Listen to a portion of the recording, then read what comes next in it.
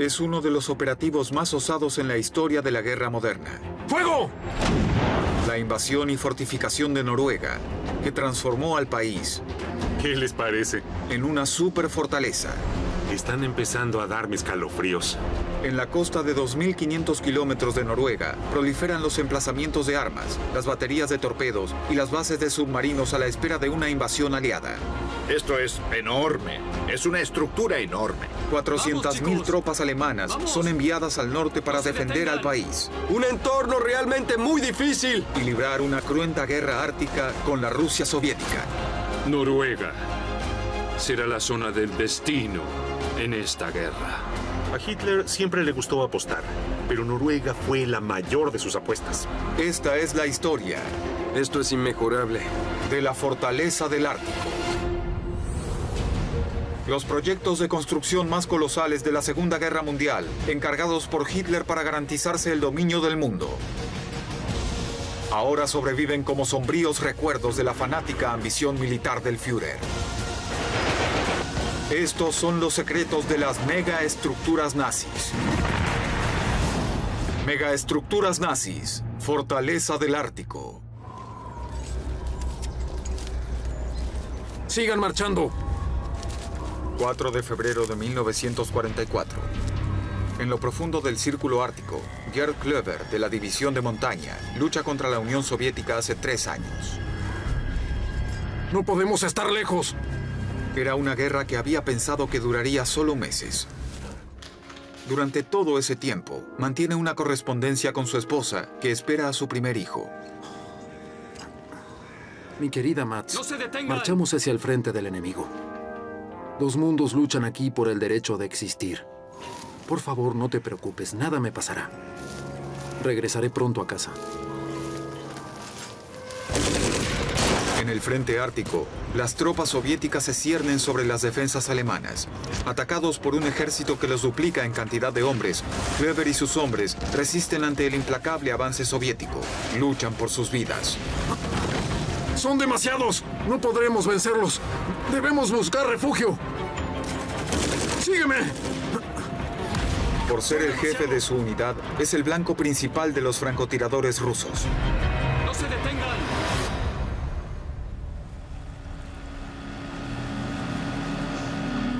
Hoy en día se siguen encontrando en el país vestigios de la ocupación nazi de Noruega y de su batalla con la Unión Soviética. Tony Pollard, experto en arqueología del conflicto, viajó al extremo septentrional de Noruega y visitó una megaestructura naval tallada en la ladera de un fiordo. Eso es lo que vine a ver. Una batería de torpedos enclavada en la tierra que cubre toda esta extensión de agua. Era letal para los barcos que llegaban hasta acá. Una pieza de arquitectura impactante. Está sobre el acantilado, está muy bien camuflada en el terreno natural. Esto es extraño, es como si fuese un penthouse de un millonario. Como ven, todo el frente está picado por los ataques de las aeronaves rusas. Los torpedos se suelen disparar desde submarinos. En Noruega, los nazis construyeron instalaciones para dispararlos desde la tierra. Miren lo espectacular que es este terreno. Es imponente.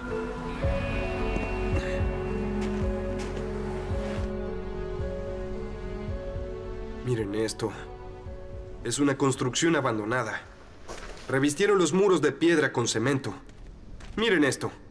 Revestimiento de betún, es para impermeabilizar. Y por encima de eso, construyeron una cúpula de ladrillo. Pero aquí se detuvieron. Desaparece. Los alemanes salieron de acá con prisa. Y esto es una prueba arqueológica de ese momento del que les hablo.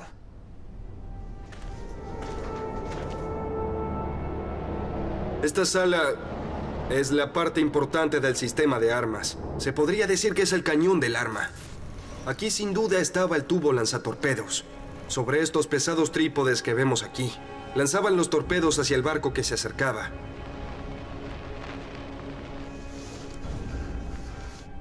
Casi nunca se ve algo así. Son hoyos de proyectiles hechos por balas que entraban por esa ranura. Es increíble. Son pruebas forenses de un ataque. Debo admitir que vi megaestructuras más grandes. Pero en lo que a ubicación respecta, esto es inmejorable, es absolutamente espectacular. La historia de la fortaleza noruega de Hitler comienza en diciembre del 39. Los nazis ya se habían anexado a Austria y Checoslovaquia y marchaban hacia Polonia. Ante esto, Gran Bretaña y Francia le habían declarado la guerra a Alemania, pero no se habían iniciado las hostilidades.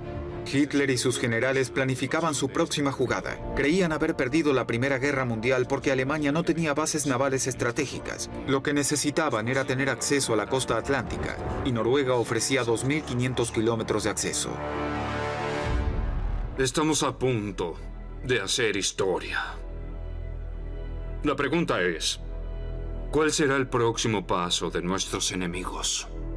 Mi Führer, Noruega nos brinda las bases navales que necesitamos. Es posible que Gran Bretaña ocupe estas regiones si no lo hacemos nosotros. ¿Acaso sugiere que ocupemos Reeder? Sí, así es, mi Führer. Entonces está decidido. Noruega está decidido. Será la zona del destino en esta guerra. Los días hasta que la ocupación se concrete representarán la mayor presión nerviosa de mi vida. Pero confío en que triunfaremos. El 9 de abril de 1940 recibió el nombre en clave de Día del Weser. 9.000 tropas alemanas lanzaron una invasión contra Dinamarca y Noruega. En tan solo 3 horas, Dinamarca se rindió al ejército alemán. La casi totalidad de la marina alemana atacó 6 puertos noruegos clave. En el extremo norte, Narvik, el puerto más codiciado de todos, fue capturado. La mitad del metal de hierro importado a toda Alemania era llevado por tren de Suecia a Narvik. Es hierro que alimenta la maquinaria bélica nazi. Gran Bretaña y sus aliados envían una gigantesca fuerza naval para combatir la ocupación alemana. La invasión de Noruega es una gran apuesta para Hitler. Dedica gran parte de su Kriegsmarine, es decir, su marina, que todavía era bastante pequeña, a un operativo que lo enfrentará a todo el poderío de la Marina Real, la más grande del mundo de esa época.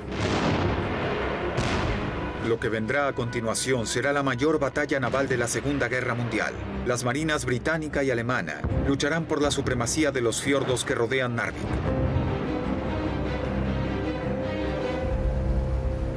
El historiador militar Mike Pavelek viajó al norte de Noruega para recorrer los restos de un barco alemán encallado en la batalla por esta ciudad portuaria clave. Ya deberíamos verlo. Allí está, ya lo veo. El oxidado casco del Georg Thiel. Atrapado en el extremo de un fiordo, el Georg Thiele, un destructor Z-2, está incendiándose y llenándose de agua a gran velocidad.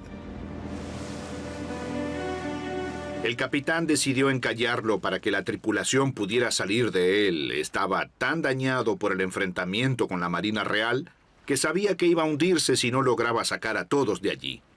Por este extremo que vemos aquí parecería que lo encalló contra las rocas y que con el tiempo de a poco fue bajando y se dio vuelta. O puede ser un daño sufrido en la batalla. Solo se ve una parte pequeña, quizá 12 o 15 metros, de todo el barco de 120 metros. El resto está enclavado en las profundidades de este fiordo. Se hace muy profundo rápidamente. Los naufragios son muy intrigantes e interesantes. Uno quiere averiguar cómo y por qué murieron. Es fabuloso. Nunca pensé que me acercaría tanto a él. Sí, vemos la roca en la que encalló. Aquí vemos varios métodos de construcción distintos. Soldadura al arco, tiene remaches que mantienen unido a todo el barco. Este es solo uno de los 10 destructores alemanes perdidos en la batalla de Narvik. 4 solo en este fiordo. Gracias al heroísmo del capitán, al que Hitler condecoró con una cruz de hierro, más de 300 hombres sobrevivieron. Pero en el transcurso de 4 días y 2 importantes batallas, la mitad de todos los destructores alemanes se hundieron en Narvik. Fue catastrófico para la Kriegsmarine. La mayor apuesta de Hitler, anexarse Noruega y robarse sus puertos atlánticos, corre el peligro de llegar a su fin antes de siquiera comenzar.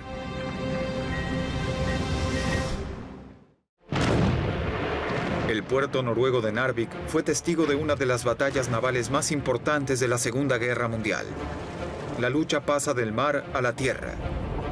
La división de montaña alemana, los paracaidistas y unos 2.500 marineros de barcos en problemas llegan a la costa. Pero son superados en cantidad por los 25.000 aliados y las 10.000 tropas noruegas.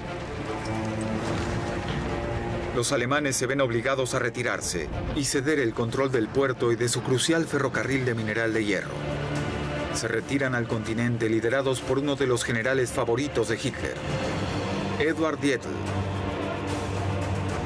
Dietl es un personaje muy interesante. Hizo carrera como soldado. Es muy valiente y tenaz. Y además es astuto con las estrategias. Es el primer comandante de la Gebirgsjäger, la tropa de montaña alemana. Es la cara más famosa del ejército alemán. El modelo de soldado con el que Hitler se sentía identificado. Caballeros, esta será la mayor prueba de nuestra resistencia. Para sobrevivir en estas montañas hay que estar en alerta constante. Las divisiones deben venir de este lado. Se lo debemos al Tercer Reich. No evidenciamos debilidad.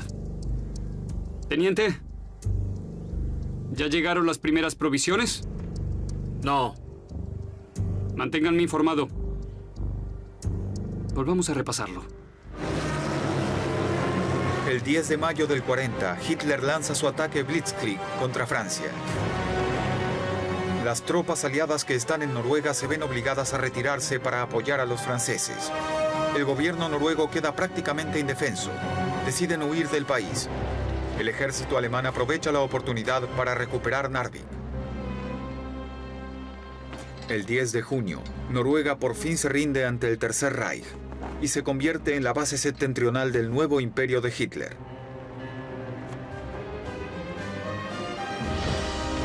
Los alemanes se concentran ahora en proteger el recurso más valioso del país, las bases noruegas en el Atlántico. Pero la costa, con sus 101.000 kilómetros de extensos fiordos, es mucho más difícil de defender de lo que Hitler había imaginado. Pese al retiro de Noruega, los británicos están decididos a perjudicar a la nueva colonia de Hitler en el Ártico. En julio de 1940, Winston Churchill declaró que lo que quería era dejar a Europa en llamas. Lo que quiso decir fue que quería inspirar insurrección, quería inspirar resistencia, hacer pequeños ataques.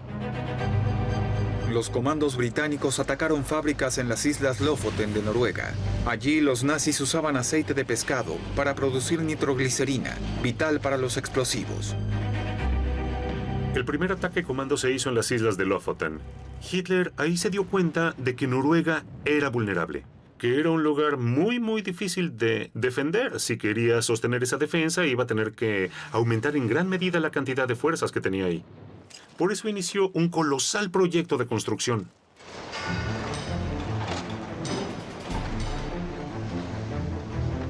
Hitler ordenó la construcción de 160 baterías de artillería en la costa de Noruega para proteger a los alemanes que enviaban a la patria por barco recursos cruciales.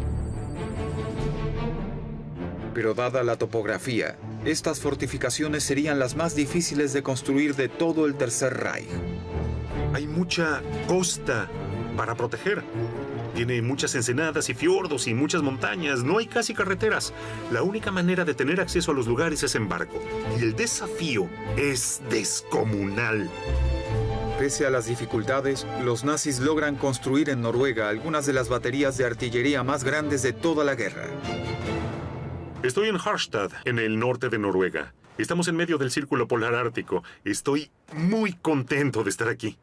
Es una gigantesca construcción militar alemana en la costa.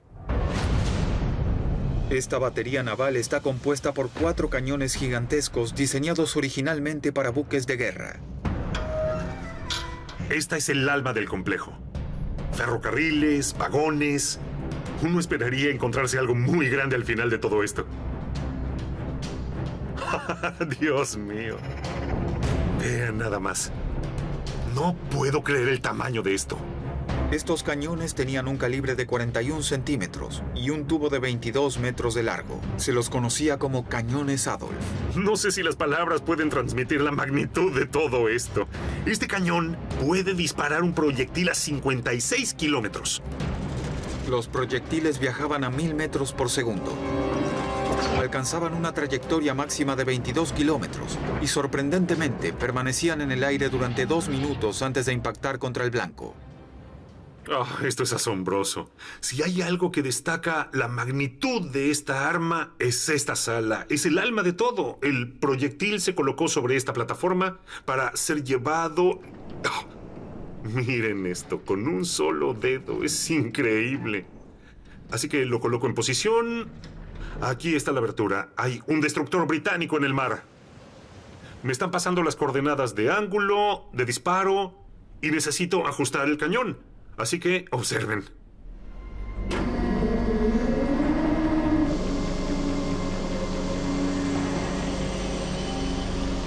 Esta es un arma alemana de guerra que efectivamente funciona. No hay nada más grande que esto. Confieso que están empezando a darme escalofríos. Esto, aunque usted no lo crea, es el gatillo para disparar. Es el mecanismo. Un poco de metal, una pieza de baquelita, lo presiono.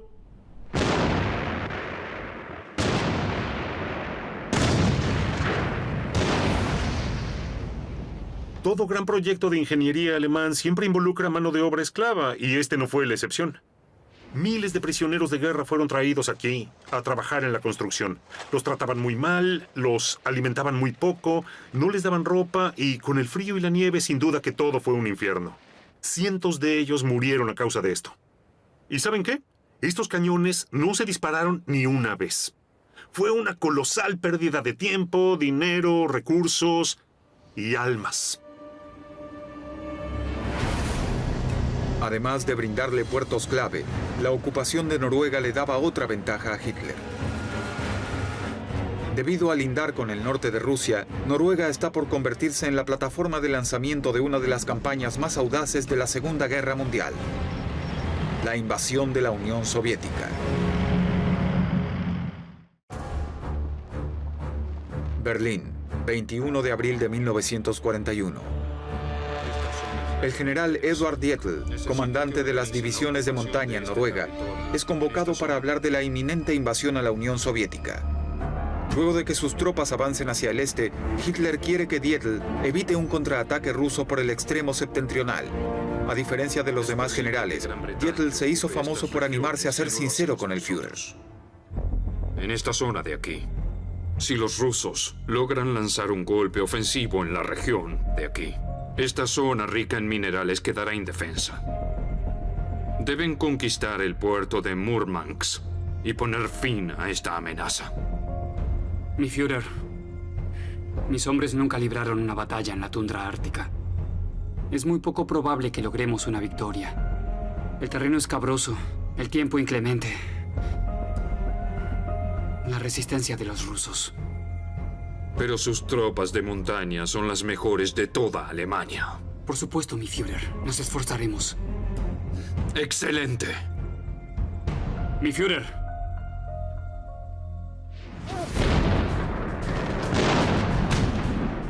El 22 de junio del 41, los nazis atacaron la Unión Soviética. Más de 3 millones de soldados del eje invaden 3.000 kilómetros de frente. Dietl lidera un ataque contra el puerto ruso de Murmansk y su vital ferrocarril al sur, que entrega provisiones al resto de la Unión Soviética. Hitler envía a decenas de miles de hombres hacia el norte a proteger su fortaleza noruega y a reforzar las tropas de Dietl. Entre ellos está el soldado de montaña Gerd Klöver. Tras semanas de viajes en tren y en ferry por Suecia y Finlandia, Klöver aún no llega al destino final de su división. Siento que estamos viajando hace una eternidad en este tren. A Klöver no le permiten revelar su destino final en las cartas que le escribe a su esposa, Mats. pero logra engañar a los sensores subrayando las letras clave del nombre del lugar al que se dirige su división. Mads deduce que Gerd se dirige a la ciudad septentrional de Noruega de Kirkenes.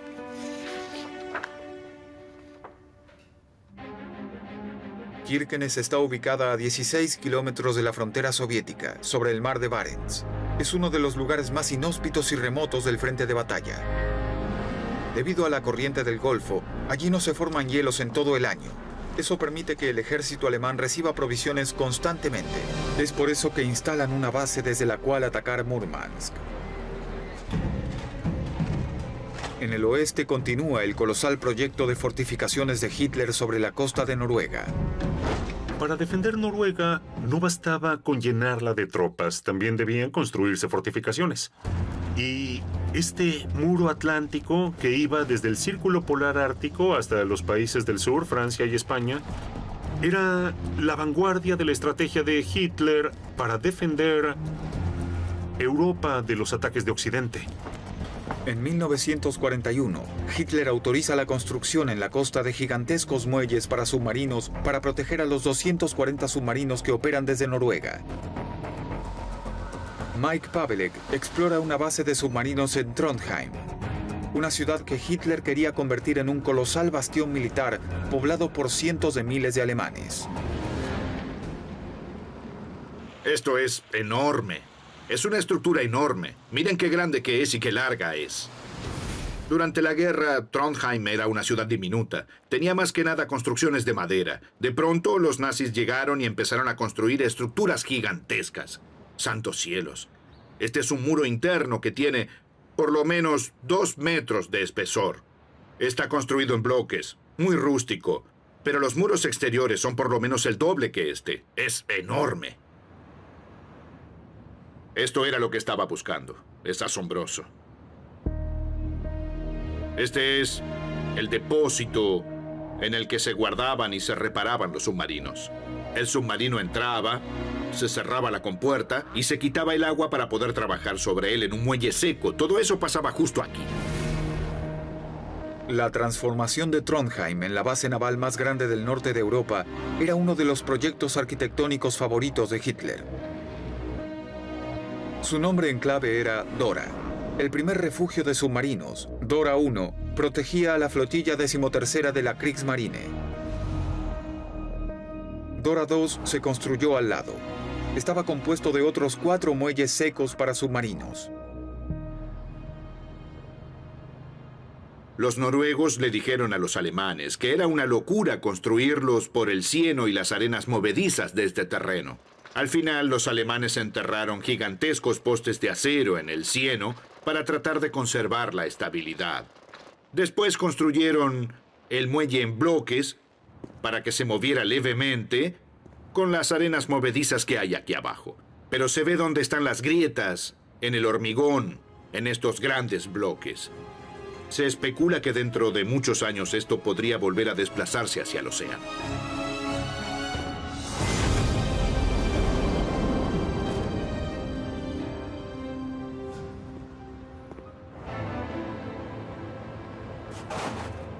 Rusia, 1941 a 1942, uno de los inviernos más cruentos jamás registrados. En el frente de batalla soviético, los soldados alemanes mueren congelados. Pero las condiciones en el extremo septentrional de Noruega son aún peores. Las víctimas aumentan y el general Dietl entierra a sus propios soldados con alarmante regularidad. Hitler se concentra ahora en otro de sus puntos estratégicos en Noruega. Cree que los recursos del país podrían ayudarlo a crear una bomba atómica capaz de ganar la guerra en un instante. Marzo de 1942. Pese a las pérdidas ante Rusia en el frente de Noruega, la construcción de la fortaleza de Hitler en el Ártico continúa. Los puertos navales clave están fortificados y en vez de dominar los mares, ahora se concentran en controlar los cielos. Cuando los alemanes invaden en 1940 hay solo 6 aeropuertos en toda Noruega. Los alemanes construyen más y llegan a superar los 50. Lo hacen porque pueden atacar. A través del Mar del Norte, todo el norte y el Atlántico Norte también pueden atacar a los convoyes aliados que se dirigen a Rusia. Pero los nazis no construyen solo bases aéreas ni gigantescas fortificaciones en Noruega. Las fuerzas alemanas emplazadas aquí necesitan estar listas para la batalla, pues se espera una invasión aliada. Por eso también se construyen grandes instalaciones de entrenamiento militar. James Holland explora un campo de tiro de cañones construido en secreto, lejos de la población civil. Estoy en un bosque cerca de la pista de aterrizaje principal en las afueras de Oslo. Hay algo allí adelante que tiene el inconfundible aspecto del hormigón nazi. Los 7 muros de hormigón del campo de tiro amortiguan el sonido de los disparos y protegen de la explosión. Los operadores de los tanques disparan a través de los muros al blanco que está en el extremo más lejano. Se ve que le dispararon a esa abertura de aquí. Y se nota que no tenían mucha puntería. Se tiene que hacer un gran esfuerzo para construir estas estructuras. Uno se pregunta si no tenían nada mejor que hacer. Si no tenían cosas más importantes en las cuales invertir el dinero y el tiempo que en estos colosales campos de tiro de hormigón para Panzers.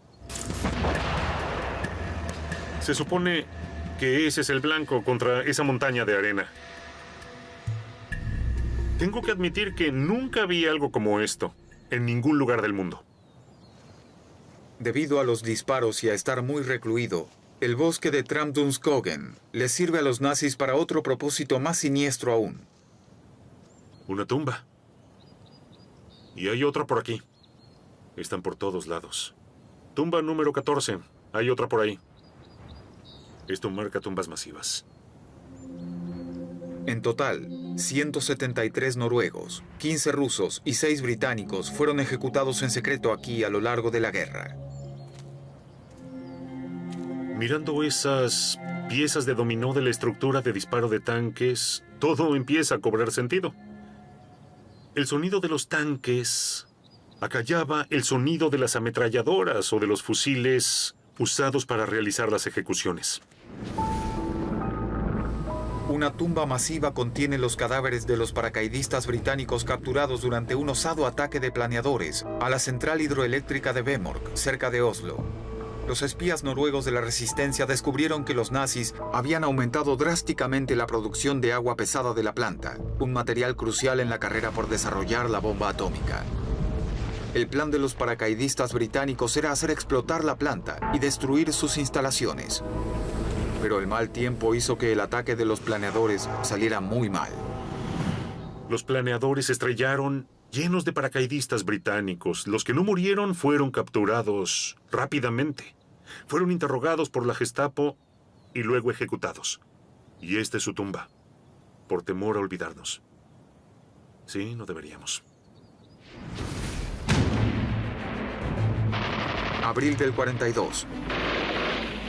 Ni el inclemente tiempo ni la lucha se dieron en el frente más septentrional del enfrentamiento entre la Unión Soviética y Alemania. Después de 10 meses sin haber conquistado demasiado territorio, los hombres de Dietl hacen un denodado esfuerzo por avanzar en un intento por capturar el ferrocarril de Murmansk. Pues es a través de ese puerto que los aliados logran reabastecer a los soviéticos. Entre junio del 41 y octubre del 42, más de 1.200 aeronaves, 2.700 tanques y 27 millones de kilos de explosivos llegaron a los rusos a través de Murmansk. Hitler visita el frente ártico para encontrarse con Dietl y alentar a las tropas. Entre los hombres de Dietl está el soldado de montaña Gerd Klöver.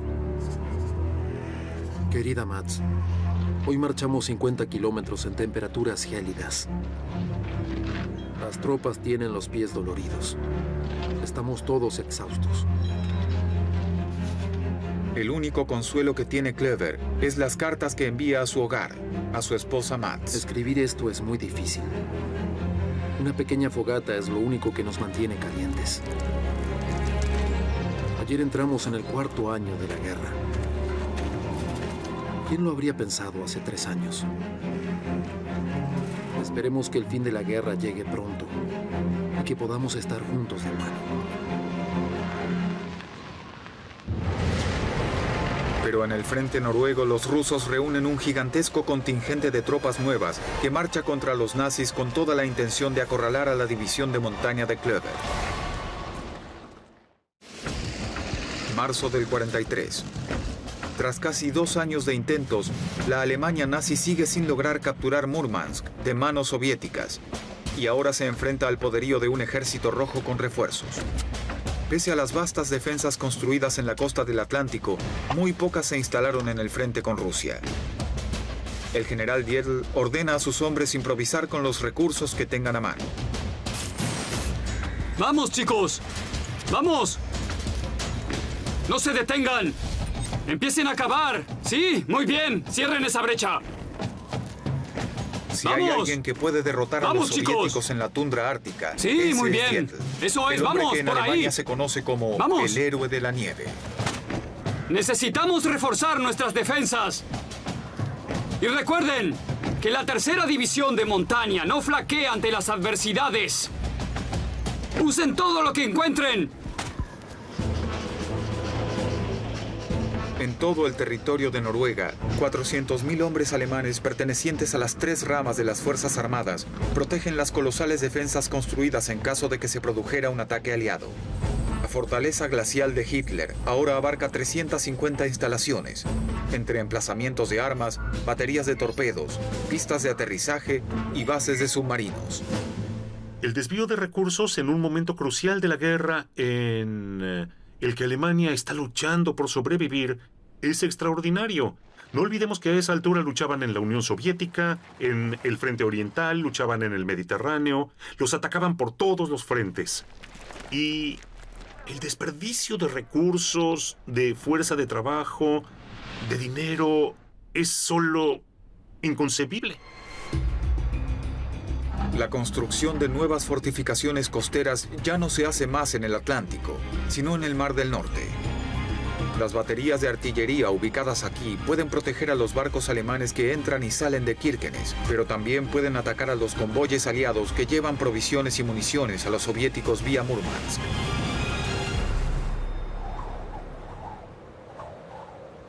Al final de este canal está Kirkenes, que es clave para el esfuerzo bélico alemán. Por allí puedo ver Rusia.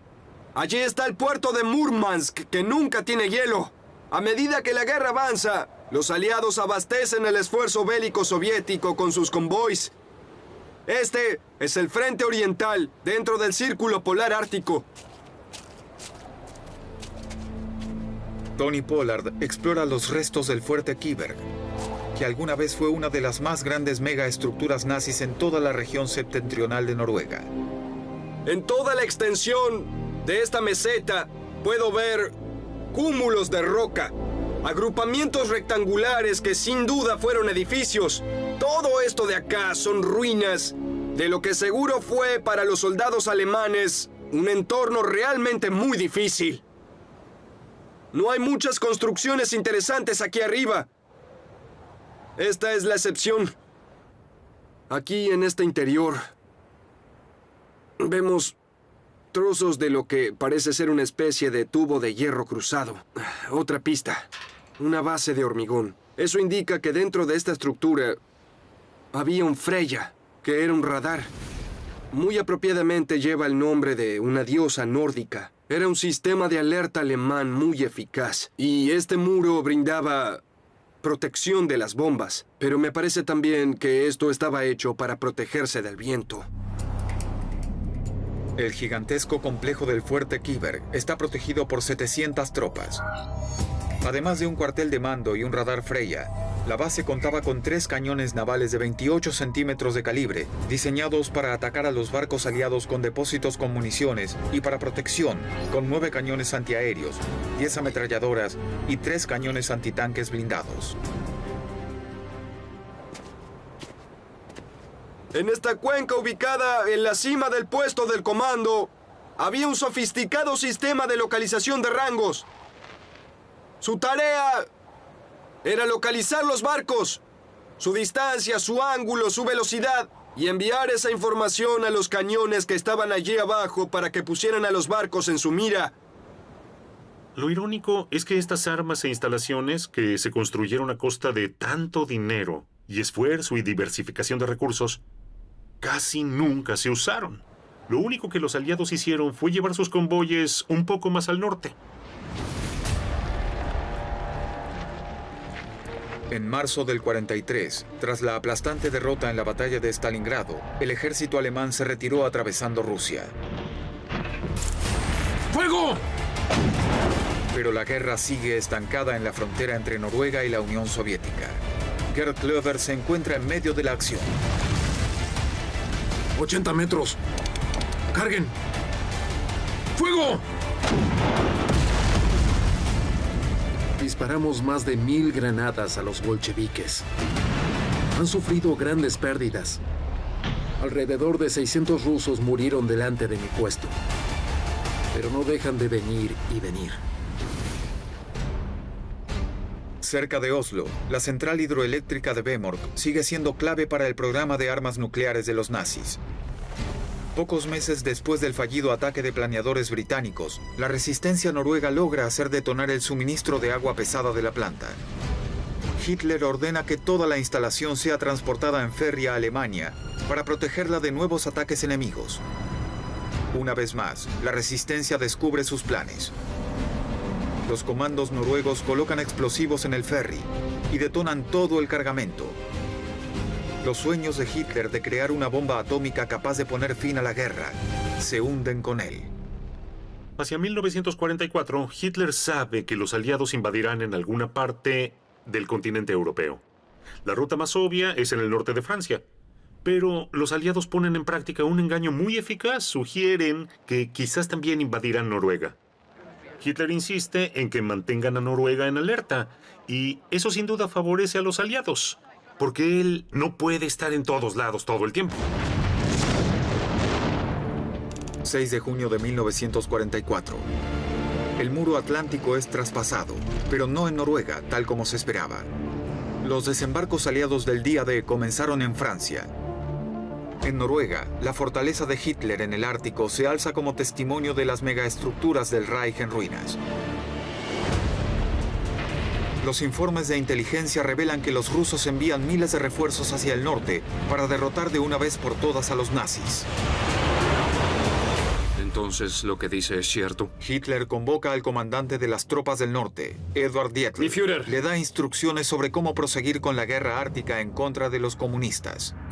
Dietl, dígame, ¿qué opina usted sobre toda la situación? Mi Führer, la guerra ártica está en crisis. Necesitamos más hombres y más armas cuanto antes. Debemos hacer frente a la realidad. Si no, todo está perdido. Gracias, Dietl. Le daré más recursos. Gracias, mi Führer.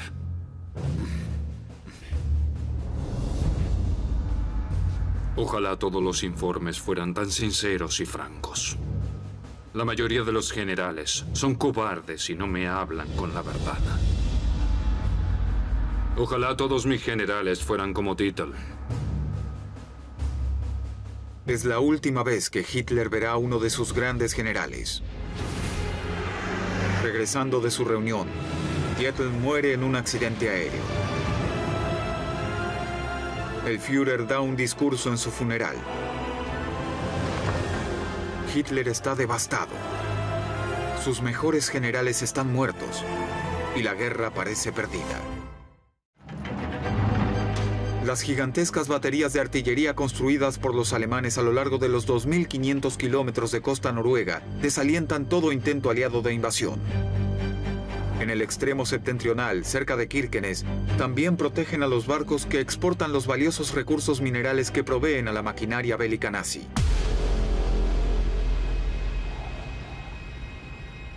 Tony Pollard explora el cuartel de comando de la batería de artillería del Fuerte Kiberg, en el norte de Noruega. Es un poco acogedor. Veamos qué hay aquí. El refugio está cubierto por la nieve la mayor parte del año. Por eso aún conserva muchos artefactos históricos. Hay muchos interiores de refugios en los que no queda nada. No hay mobiliario ni accesorios. Pero aquí veo con claridad que hay 3 literas suspendidas del cielo raso en cadenas. Bueno, es un poco estrecho, pero es funcional. Y aquí está todo el equipamiento. Es una base para una estufa. Aquí está la salida de la chimenea. Con todo esto sabemos que este refugio semisubterráneo es completamente autosuficiente. Está ocupado las 24 horas del día. Este es el centro neurálgico. Aquí fue donde se reunió toda la información sobre la ubicación de los barcos enemigos y sobre todo de los convoys aliados. Miren, está en el suelo. Hay muchos restos. Estas eran baterías viejas. Quizás eran una fuente de energía alternativa para el equipo de radio.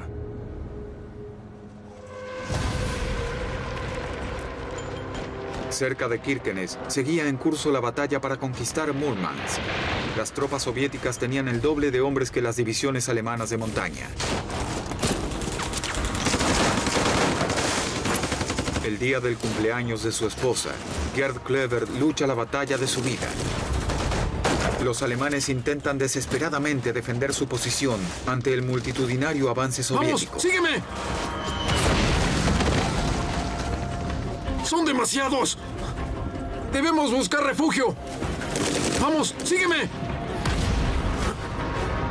Un francotirador ruso ve la silueta de Klöver intentando ir en busca de un refugio.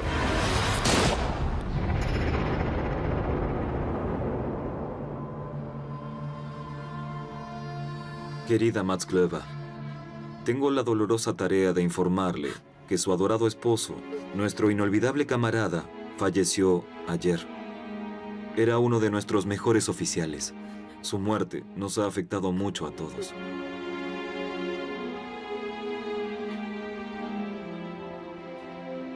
Gerd Klöver es enterrado en el frente ruso con todos los honores militares.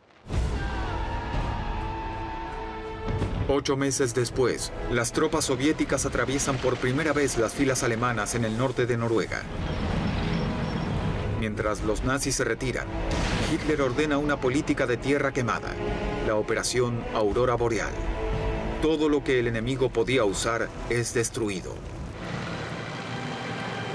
El 25 de octubre, tras 4 años de ocupación alemana, los rusos liberan Kirkenes, una ciudad demolida por los intensos bombardeos y la destrucción nazi de todo.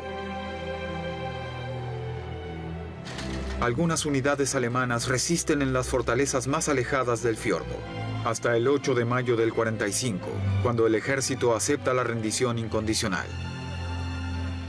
Hitler decía que Noruega era su zona de destino, pero la verdad es que dedicó grandes cantidades de tropas y municiones e infraestructura a ese país. Y sí, es verdad que en el norte del país hubo algo de acción, pero la gran mayoría de las tropas que ocupaban Noruega no tenían nada que hacer. En definitiva, fueron recursos malgastados, monumentales recursos malgastados. La tan esperada invasión aliada de la costa de Noruega nunca llegó. Hitler no logró proteger su frente oriental con Rusia, ni conquistar Murmansk, y eso causó la caída de su fortaleza en el Ártico.